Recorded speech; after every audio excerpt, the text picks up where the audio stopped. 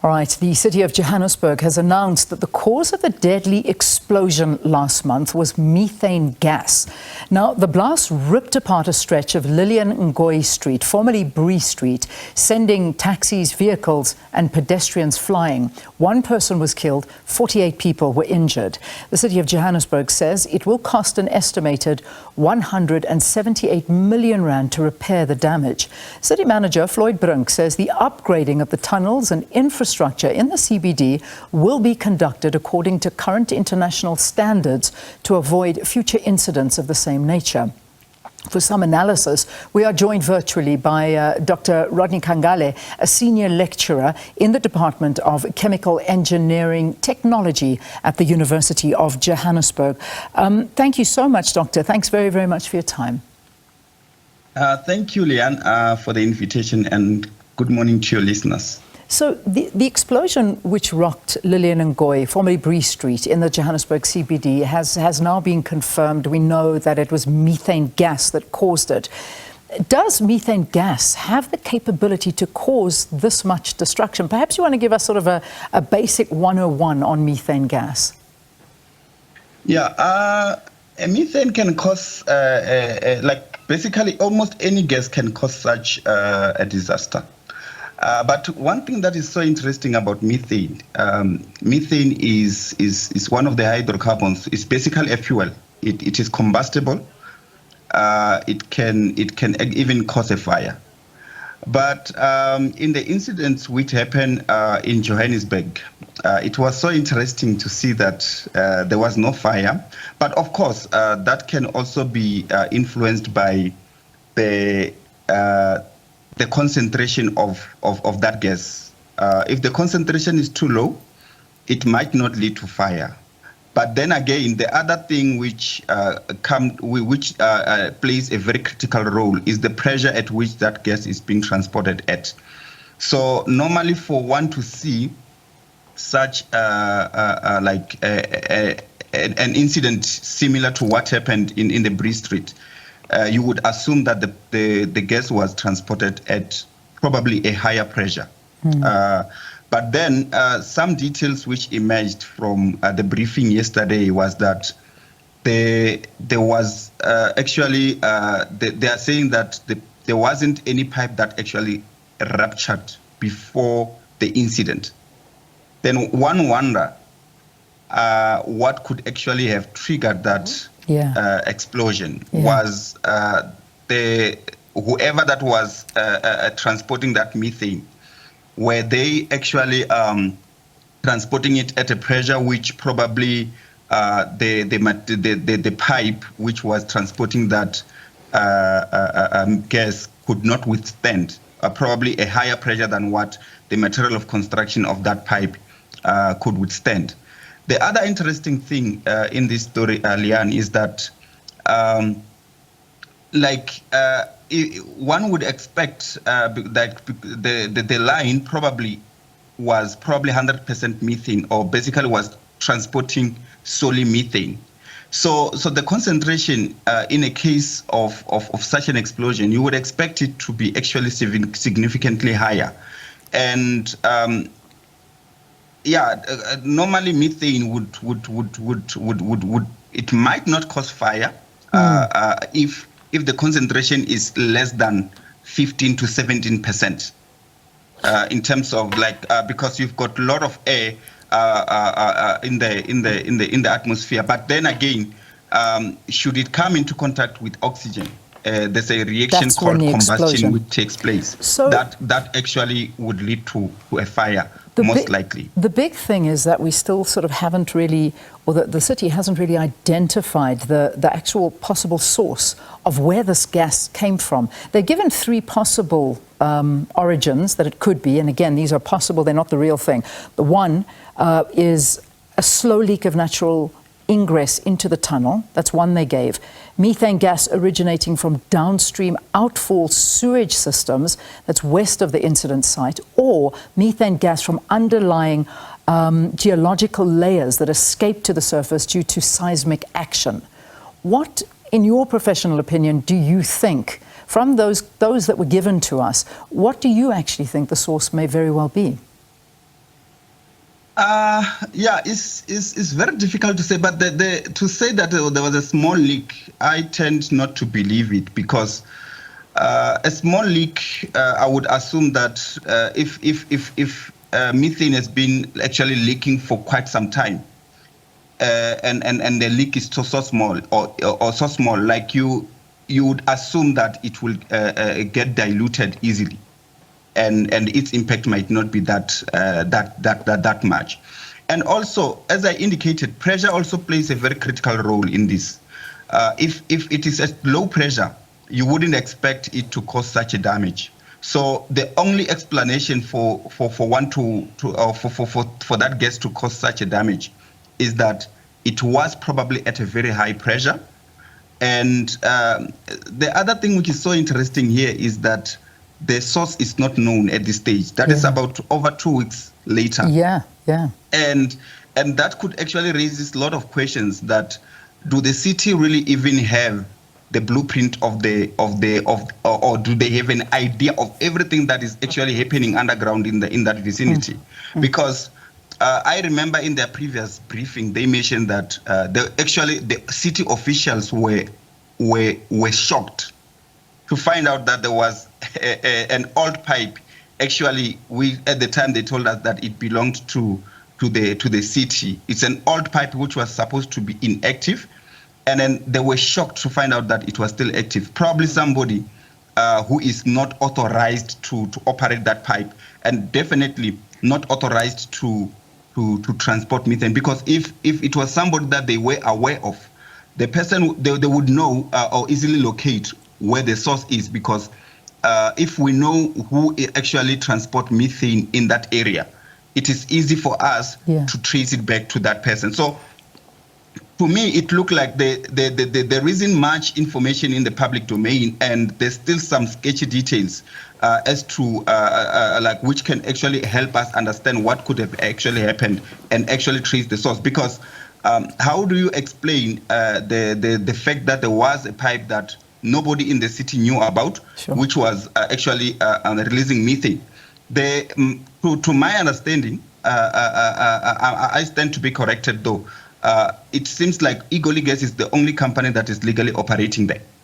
So, but and they don't they've transport actually, methane. Yeah, that's what they've said. They said it was it's unlikely it was caused by a gas leak. I just want to ask you before you carry on like that. You know, yesterday while the press conference was underway, the engineer that's working with the City of Johannesburg, I mean, he was saying that this is not an uncommon thing that happens, that there have been examples in other parts of the world where something like this has actually happened. He also went on to say, I mean, he gave New York as an example, I think China, Venezuela, I'm not too sure where other places in the world this has happened. You'd probably have a lot more knowledge on that.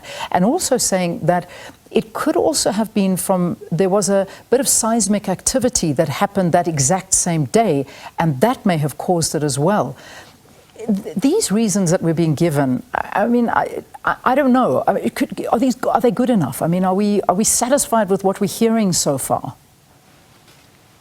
Not really, because remember, we need to check at our own circumstances, because the incident, yes, there are similar incidents that have occurred in the past in other parts of the world, but what actually triggered that? It might not be the same incident or like same thing that actually triggered the incident.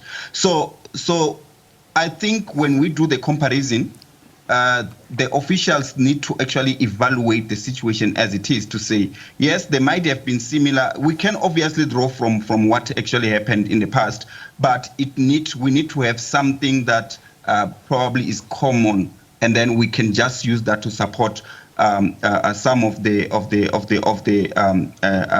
things that we were suspecting. But yeah, it's something that is I can say is common to have such kind of incidents, but we need to know what actually triggered, because methane cannot just come from nowhere and actually start building up. They need to be something that is actually producing that gas, or it need to be stored somewhere.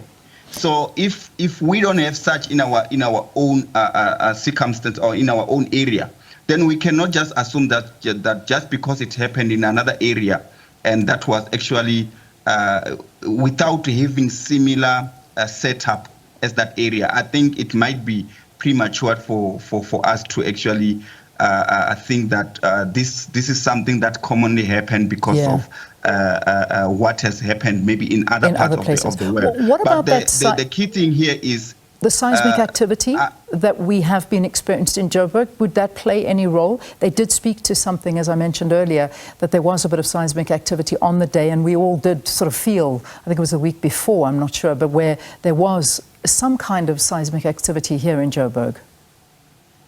Yeah, that I think a geologist can actually probably explain better on that one. I am not quite sure if that could be the source, but yeah, it's very difficult at this point to pinpoint or to actually come up with the right answer, because the source of that gas is not known. Yeah. All we know is that they are saying that is methane, probably because when they did the gas analysis, they found methane.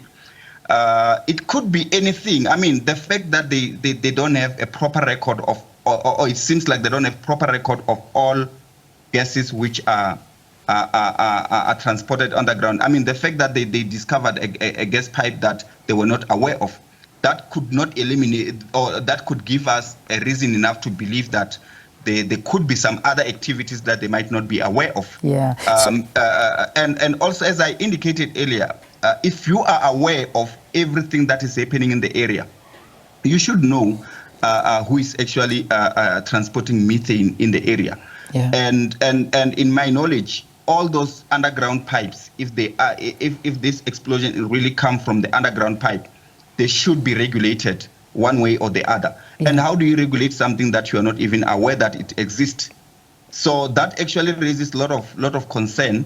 And I think the city need to actually try and close all these loopholes. And I still feel like there's still some information that probably is still missing for us to be able to connect the dot to say that is actually what could have triggered the explosion. And that's the reality, is there is a lot of information that is still outstanding, and one can and I don't want to, this again, I don't want to speculate, because they really did. I mean, they emphasized this. They seem to emphasize it at every press conference, that this has nothing to do with illegal underground mining in Johannesburg. We know that it doesn't seem that authorities have a control on this illegal mining that is happening by these zamazamas, that is happening absolutely everywhere. I'm not saying that this was the cause or that was happening in this area, but could there be an effect? Could something like this illegal mining activity that is happening underground in the city of Johannesburg, could this have a devastating impact on the city that could result in something like this? You never really know. They're going deep underground, banging on pipes. We don't know what's happening underground here in Johannesburg, not to mention the rest of the country. But is that a concern? Yeah, it should be a concern, but based on the information that is available, I mean, Department of Mineral Resources has confirmed that in that area there isn't any old mine underground. So if that is actually true, then one would eliminate that as a possibility. But then, like, there's still a lot of outstanding information for us to actually come up with a credible or like tangible evidence to say this is actually caused by, say, for example, like a pipe or anything else. We actually don't know. And I tend not to believe that it could have been caused by the sewer, because remember, a sewer is also in motion. So most of that actually methane that is actually produced by that is actually being swept away. So it's actually in motion, like from time to time. So you don't expect it to build up inside to such an extent where it can cause such an explosion. I mean, that was actually a massive explosion. That is why I'm saying if it is a pipe, it was actually most certainly at very high pressure. It cannot, if a pipe is not as very high pressure, chances are it will not cause such an explosion that we see. And also, like, interesting here, the fact that there was such a massive impact on the infrastructure if it indeed is a flammable gas, which I would love to believe, but I feel like there's still some missing information for it to be connected to that gas. Like you would have expected to see the area burning down. I still insist on that, especially because the methane gas is actually a flammable gas. Yeah. But knowing what, with the information that they've provided to us, one would believe that they're not sure of all the gases that are being operated in the area. Hence, they discovered methane, which they didn't know where it came from. Yeah. So is there a possibility that maybe an inflammable gas was actually being flown in the area without their knowledge? Probably they couldn't pick it one way or the other for some reasons.